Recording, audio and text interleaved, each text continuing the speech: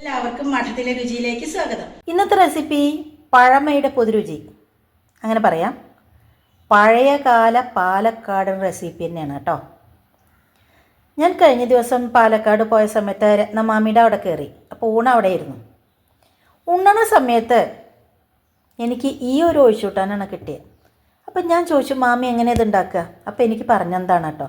പക്ഷേ ഞാൻ അതിൽ കൂടെ ഒരു 2 ഇൻഗ്രീഡിയൻ്റ് കൂടി ചേർക്കുന്നുണ്ട്. കാരണം എനിക്ക് കുറച്ചും കൂടി ടേസ്റ്റ് തോന്നിയത് ഈ ഇൻഗ്രീഡിയൻറ്റും കൂടി കൂട്ടിയപ്പോഴാണ്. മാത്രമല്ല കുറച്ച് ചോടിയൊക്കെ വേണ്ട ഒരാളാണേ. അപ്പോൾ അത് കാരണം വന്നി എന്നാണ് ഇതിൻ്റെ പേര്.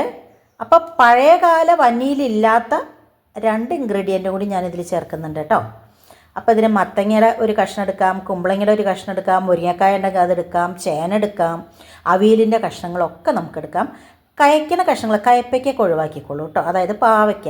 അപ്പോൾ ഞാൻ ഇതിൽ നിന്നൊരു കഷ്ണം എടുക്കുന്നുണ്ട്, മത്തങ്ങയുടെ ഒരു കഷ്ണം എടുക്കുന്നുണ്ട്, ചേനയുടെ ഒരു കഷ്ണം എടുക്കുന്നുണ്ട്. ഇത് 3 കൂടിയാണ് വന്നി വയ്ക്കുന്നത് കേട്ടോ. അപ്പോൾ ഈ ഒരു കറിയിലേക്ക് നാളികേരം വേണ്ട. നാളികേരത്തിനൊക്കെ വില കൂടുതലുള്ള കാലത്തൊക്കെ ഉണ്ടാക്കാൻ പറ്റിയൊരു കറിയാണ്. പുളി വേണ്ട. വളരെ സിമ്പിൾ എന്നാൽ ടേസ്റ്റിയാണ് കേട്ടോ. അപ്പോൾ ഞാനൊരു ചേനയുടെ കഷ്ണം കൂടി എടുത്തിട്ടുണ്ട്. നമുക്കിതൊക്കെ അരിഞ്ഞെടുക്കാം. ഇനി ഇതിൻ്റെ കൂടെ ഒരു കാര്യം കൂടി പറയട്ടെ. ഈ മത്തൻ്റെ തൊണ്ട്, അതുപോലെ തന്നെ കുമ്പളത്തിൻ്റെ തൊണ്ട്, ഇതുകൊണ്ടൊക്കെ കൊണ്ടാട്ടം ഉണ്ടാക്കും. നിങ്ങൾ ആരെങ്കിലും ഈ മത്തൻ തൊണ്ട് കൊണ്ടും അതുപോലെ തന്നെ കുമ്പളങ്ങ തൊണ്ട് കൊണ്ടൊക്കെ കൊണ്ടാട്ടം ഉണ്ടാക്കിയത് കഴിച്ചിട്ടുണ്ടോ? ഇല്ലെങ്കിൽ ഒന്ന് ഉണ്ടാക്കി നോക്കൂ കേട്ടോ, കമൻറ്റിലിടണേ. അപ്പോൾ ഞാൻ എന്തായാലും ഇത് തോല് കളയുന്നതിൻ്റെ ഒപ്പം തന്നെ അതെടുത്ത് വെക്കുന്നുണ്ട് കേട്ടോ. എന്നിട്ട് ഒന്ന് ആവി നന്നായിട്ട് കഴുകിയതിന് ശേഷം ഒന്ന് ആവി കയറ്റുക, കുറച്ച് ഉപ്പിട്ട് കൊടുത്തതിന് ശേഷം കേട്ടോ. എന്നിട്ട് ഒന്നും ഇങ്ങോട്ട് വെയിലത്ത് ഉണക്കി എടുത്തു കഴിഞ്ഞാൽ നല്ല കുമ്പളത്തോടും മത്തന്തോടും ആയി കേട്ടോ. അപ്പം ഞാൻ ഈ തോട് അതിന് വേണ്ടിയിട്ട് ഉപയോഗിക്കുന്നുണ്ടേ. അപ്പോൾ സാധാരണഗതിയിൽ ഞാൻ കൂട്ടാൻ വയ്ക്കുമ്പോൾ നല്ലോണം വെക്കാറുണ്ട്. ഇന്നിപ്പോൾ ഒരു നേരത്തേക്കേ വേണ്ടുള്ളൂ, അത് കാരണം മാത്രമാണ് അത്ര കുറച്ചെടുക്കുന്നത്. അപ്പോൾ കണ്ടോ, ഇത് നന്നായിട്ട് കഴുകുക. എന്നിട്ട് ഒന്ന് ചെറുതായിട്ട് ആവി കയറ്റുക. ഒരു നുള്ളു ഉപ്പ് ഇട്ട് കൊടുക്കണം കേട്ടോ.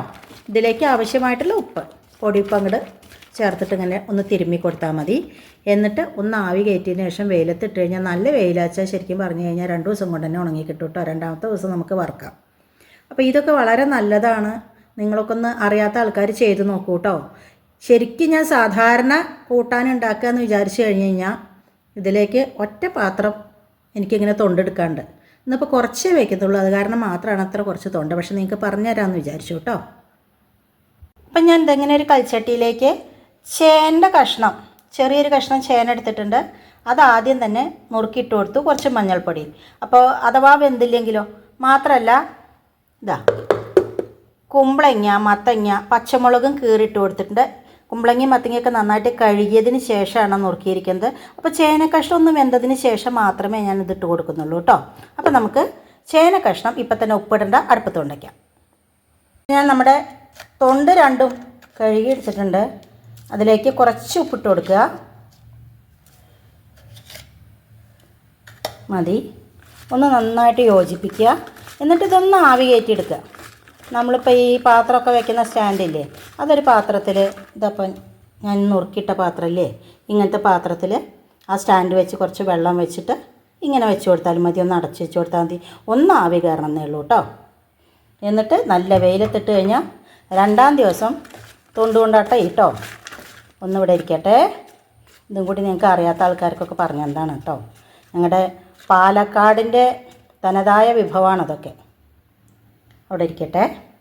നമ്മുടെ ചേനയൊക്കെ നന്നായിട്ട് തിളച്ച് വന്നിട്ടുണ്ട്. നമുക്ക് ബാക്കി കഷ്ണം കൂടി ഇട്ട് കൊടുക്കാം. കുറേശ്ശായിട്ട് ഇട്ട് കൊടുക്കുന്നുള്ളൂ, കാരണം കൽച്ചട്ടിയല്ലേ. ഇതിലേക്ക് ഒന്നിച്ചങ്ങോട്ട് ഇടണ്ടെന്ന് വിചാരിച്ചു.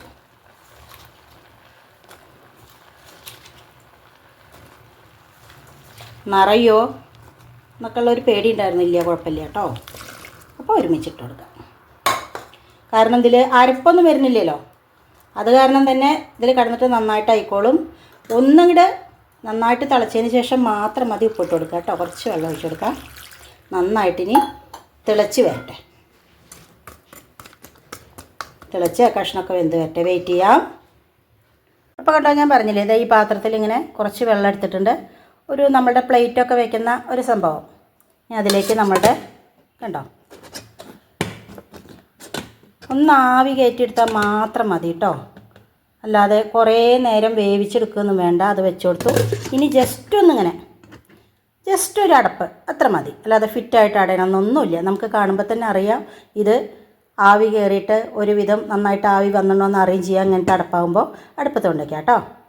അപ്പോൾ കണ്ടോ, ഒരുവിധമൊക്കെ കഷ്ണങ്ങൾ കണ്ടു കഴിഞ്ഞാൽ തന്നെ അറിയാം വെന്ത് വരാൻ തുടങ്ങി. ഈ സമയത്ത് നമുക്ക് ഉപ്പിട്ട് കൊടുക്കാം. മഴ സീസണായി, കറണ്ട് പോയിരിക്കുകയാണ് കേട്ടോ. അങ്ങനെയുള്ള കാര്യങ്ങളൊക്കെ ഉണ്ട്. അപ്പോൾ ഉപ്പിട്ട് കൊടുത്തിട്ട് ഒന്ന് നന്നായിട്ട് ഒന്നും കൂടി കഷ്ണത്തിലൊക്കെ പിടിക്കട്ടെ കേട്ടോ. നമുക്ക് വേണ്ടത് അത്യാവശ്യം പുളിയുള്ള, വല്ലാതെ പുളിച്ചീരി അമ്പിയാവരുത് കേട്ടോ. ഇന്നലെ രാത്രി ഞാൻ ഉറവിച്ച് വെച്ചതാണ്. വളരെ കുറച്ച് ഇതേപോലെ ഒരു 2 ടേബിൾ സ്പൂൺ തൈരിൽ ഒരു 3/4 കഷ്ടി 1 ഗ്ലാസ് പാലൊഴിച്ച് വെച്ചതാണ്. കണ്ടോ, നല്ല കട്ടയായിട്ടുണ്ട്. ഇനി ഇത് നമുക്ക് ഒന്നും കൂടെ അടിച്ചെടുക്കണം. ഇങ്ങനെ തൈരോട് കൂടിയിട്ട് ഒഴിക്കാൻ പാടില്ല കേട്ടോ.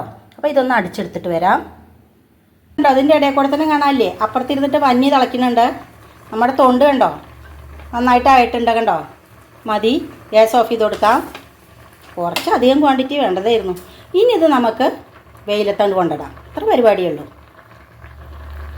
ഇപ്പോൾ കണ്ടോ, നന്നായിട്ട് തിളച്ചിട്ടുണ്ട്, നന്നായിട്ട് വെന്തിട്ടുണ്ട്. കണ്ടു കഴിഞ്ഞാൽ തന്നെ അറിയാം ഇതിങ്ങനെ വേവണം കേട്ടോ. കാരണം നമ്മൾ നാളികേരം ഒന്നും അരയ്ക്കുന്നില്ലല്ലോ. ഇതിപ്പോൾ ഉണ്ടല്ലോ ഇങ്ങനെ ഇത് സൂപ്പായി.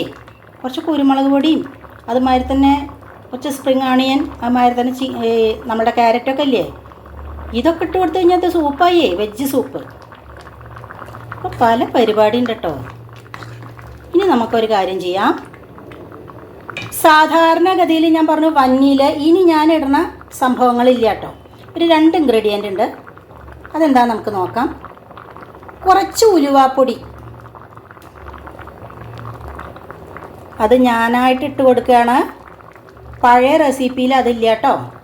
അതേപോലെ തന്നെ ഇത് പിന്നെ നിങ്ങൾക്കറിയാം, ലതിക എല്ലാറ്റിലും പെപ്പർ ഉപയോഗിക്കുന്ന ആളാണെന്നറിയാലോ.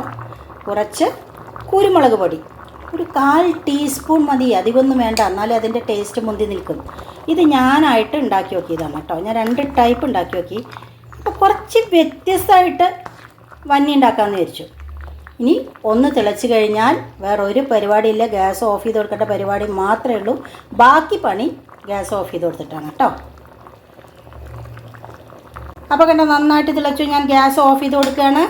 അതോടൊപ്പം തന്നെ നമ്മുടെ തൊണ്ടുകൊണ്ടാട്ടം ഉണക്കാനുള്ളത് ഞാൻ അത് തന്നെ ഇങ്ങോട്ട് വെയിലത്ത് കൊണ്ടൊക്കെയാണ് കേട്ടോ.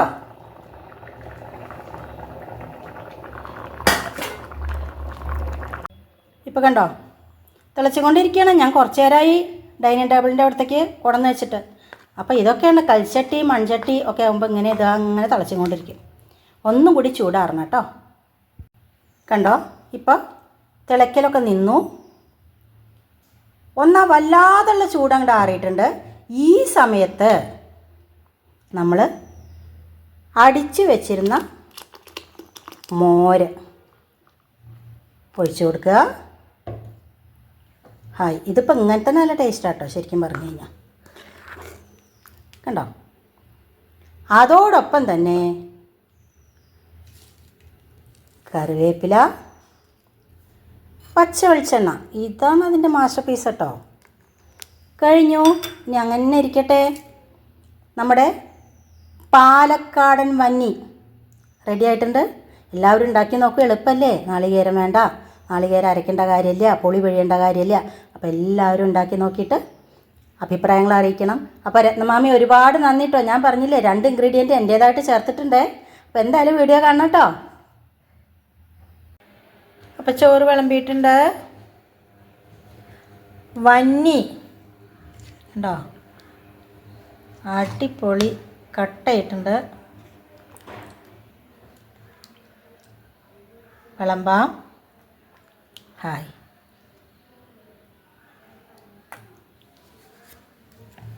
കണ്ടോ എന്താവും ഇതിൻ്റെ ടേസ്റ്റ്. ഇന്ന് മുട്ടക്കൂസാണ്, കേബേജ്, ഉള്ളിയും ഇഞ്ചിയും ഒക്കെ ഇട്ടതാണ് കേട്ടോ. എനിക്ക് അങ്ങനെ ഉണ്ടാക്കിയാൽ നല്ല ടേസ്റ്റാണ്. നല്ല പച്ചമുളകും ഒക്കെ ഇട്ടിട്ട്, നാളികേരമൊന്നും ഇടാതെ തോരൻ മാതിരിയല്ല എനിക്കിഷ്ടം. പിന്നെ 2 കൊല്ലം മുന്നത്തെ മാങ്ങ, ഉണക്കമാങ്ങ. അപ്പോൾ ഇത്രയുമാണ് ഇന്നത്തെ ലഞ്ച് മെനു. അപ്പോൾ ഉരുട്ടാം. വന്നി അല്ല ചേനയൊക്കെ നന്നായിട്ട് ഉടഞ്ഞു വെന്തു ആദ്യം ഇട്ട കാരണം.